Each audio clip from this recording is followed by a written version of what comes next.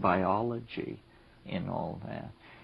It's very, we are the generation of people who actually will take the reins of the human dream in a way that it's never been taken before.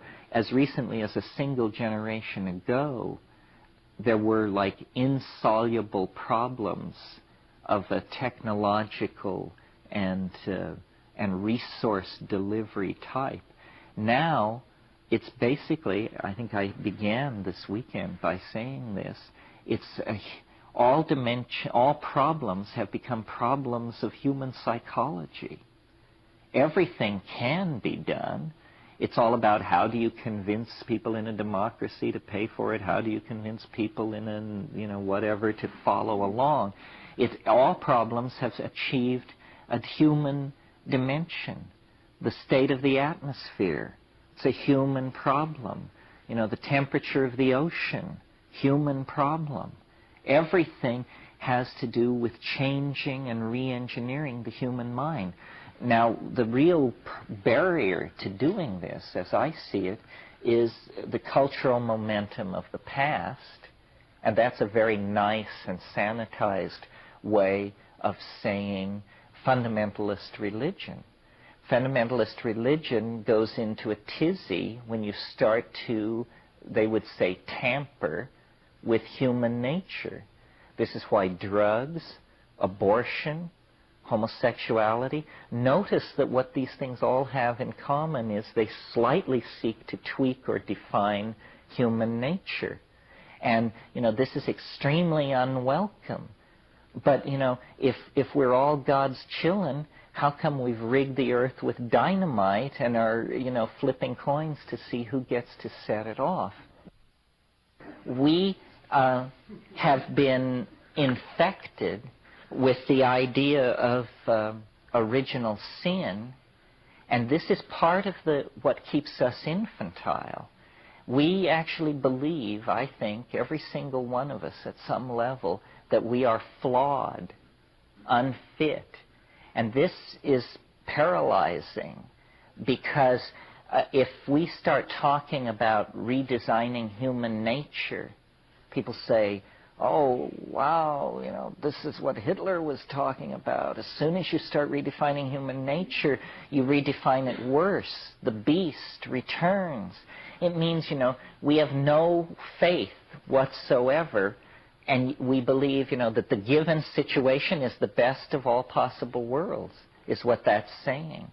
And I don't believe that. I agree there have been horrendous misapplications of the wish to redesign human nature.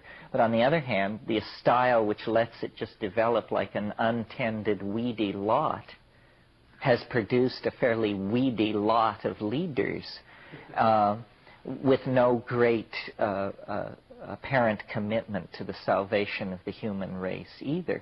What it comes down to is responsibility. Politics without responsibility is fascism. And politics, responsibly practiced, is the only other option available. All this goes back to this theme of the primacy of experience, recapturing the primary importance of yourself, first of all, and then your affinity group, the people around you.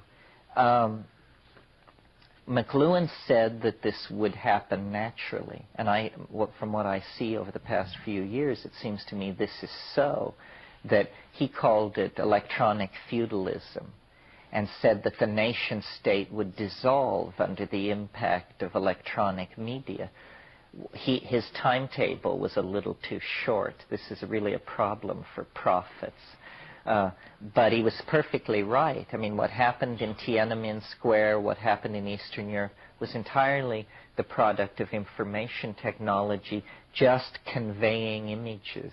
Just conveying images from the West dissolved the whole myth of Marxism, which relied on, a false view of reality.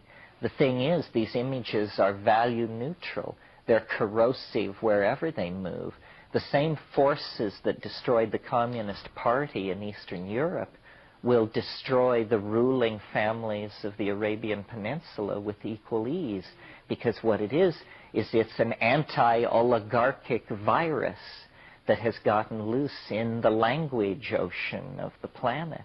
I mean, the thing that happened in Tiananmen Square, you could feel every government on earth heave a sigh of relief when they got that under control. Because the nightmare of every government on earth is 1 million peaceable people assembled in the main square of your capital city demanding that you pack up for Switzerland. I mean, that is it. And if it happens in Bucharest, you go. If it happens in Tirana, you go. If it happens in Washington, you go. Nobody says no to 1 million people in the streets. That's what the Shah of Iran found out. I mean, he made a decree that if more than 3 people gathered in any place, they would be shot dead. The next day, 2.5 million people marched screaming beneath his window for his head. You look at a scene like that and say, you know, hey, it's time to retrench. It's time to seriously cut a deal here. Well, this is a long, rambling answer to the question, you know, what is to be done? How can we make a difference? And I think the way that it's to be done is by empowering individual discourse and recognizing the power of the individual. Huge amounts of global civilization are operating on automatic pilot. You know, you think that if you were to walk into the World Trade Center or the Pentagon or NATO headquarters in Brussels, that there would be smart people furiously running things. There are idiots everywhere, at every level of organization. I mean, if you were to attend a cabinet meeting, one guy will be asleep with his face in his plate. I swear, you know, it makes no difference. And we, the little people down in the labyrinthine streets of the city, looking up at the castle as the great ones come and go, you know, we believe that they're all about the fine business of humanity. But, you know, it's just a fiction. It's an absurdity. And to the degree that we proclaim it so, the meme spreads, and the dream of the oligarchs, the autocrats, the programmers is dissolved. This is why the psychedelic thing is so controversial, such political dynamite, because ultimately it dissolves the linguistic structures that it finds pre-existing, whatever they are. I really believe this. I mean, talking to shamans in the Amazon, ultimately, when you get to know them, they will tell you, you know, you think this is easy? You think because I am a Witoto, you think because I wear a gourd on my penis, I am somehow more able to do this than you are? No, every time I go, I know it may be the last time because it's so hard. It's so challenging to who I am. It always is. I mean, it's a real edge. It's not an edge that you go and map, and then the next time it's not an edge. It's that every time you go, you discover this edge. It's the great gift, the great challenge, the great miracle of human existence is that within each one of us, there is this dimension which we to access, which is a constant challenge to our existential modality. You know, you don't have to mush your way up jungle rivers and rip jewels from the eyes of idols and stuff like that. You can, on a Saturday evening, in the privacy of your own living room, become your own Magellan. And you are no less courageous than Magellan. And maybe Magellan is a bad example since he didn't make it all the way around. Your own Columbus.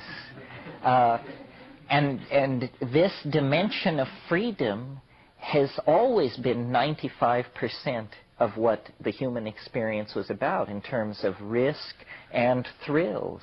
And religion is not, you know, the mumblings of men wearing dresses. It just isn't. Nor is it all of this philosophy